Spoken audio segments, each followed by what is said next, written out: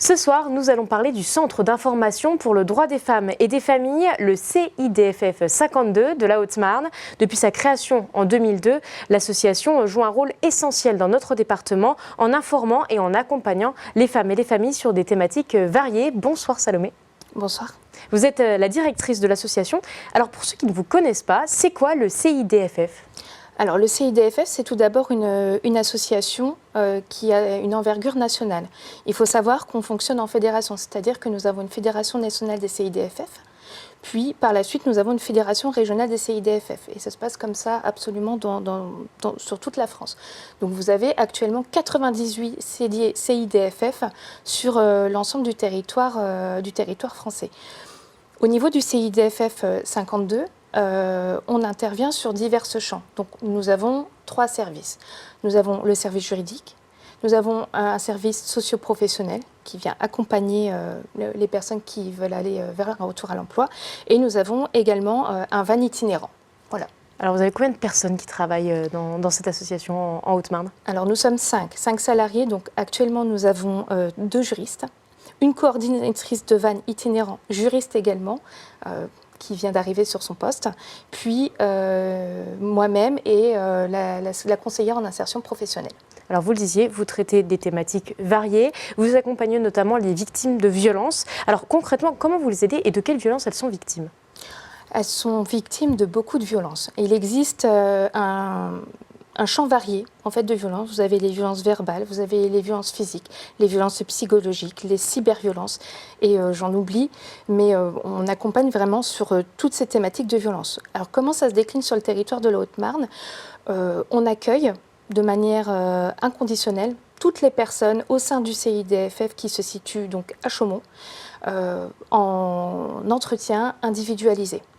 C'est exactement la même chose pour la conseillère en insertion professionnelle qui vient faire donc de la levée des freins et qui peut rediriger des personnes qui ont besoin d'un accompagnement juridique. Par la suite, on met en place des actions sur l'ensemble du territoire qui viennent se décliner sur différentes thématiques. Et on a également divers lieux de permanence partout sur le département de la Haute-Marne. Le van, par exemple, c'est un lieu de permanence, on le voit sur les images. Vous circulez un petit peu dans toute la Haute-Marne avec ce van. Tout à fait.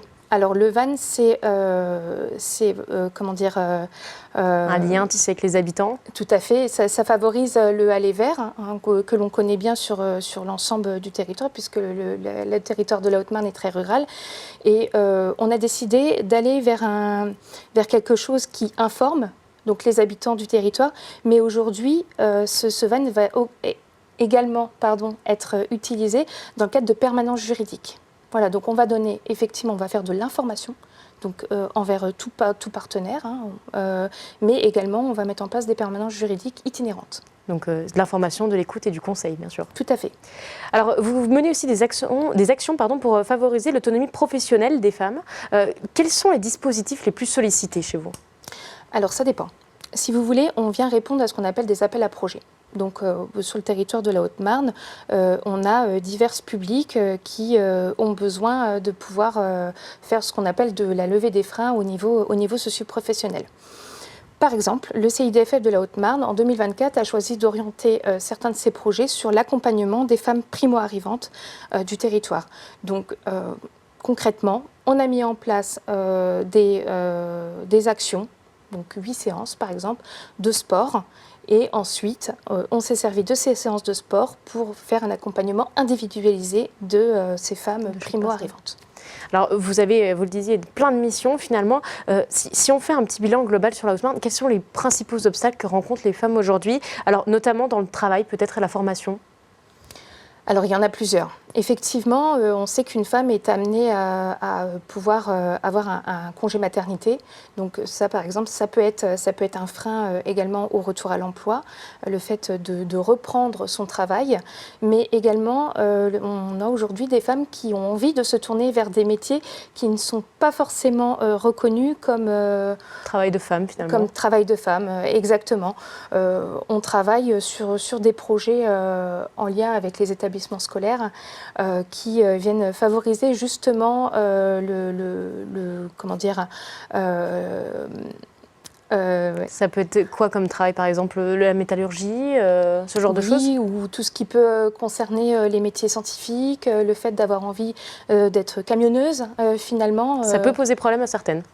Alors oui, parce ce n'est pas aujourd'hui reconnu comme un métier de femme à part entière. Voilà.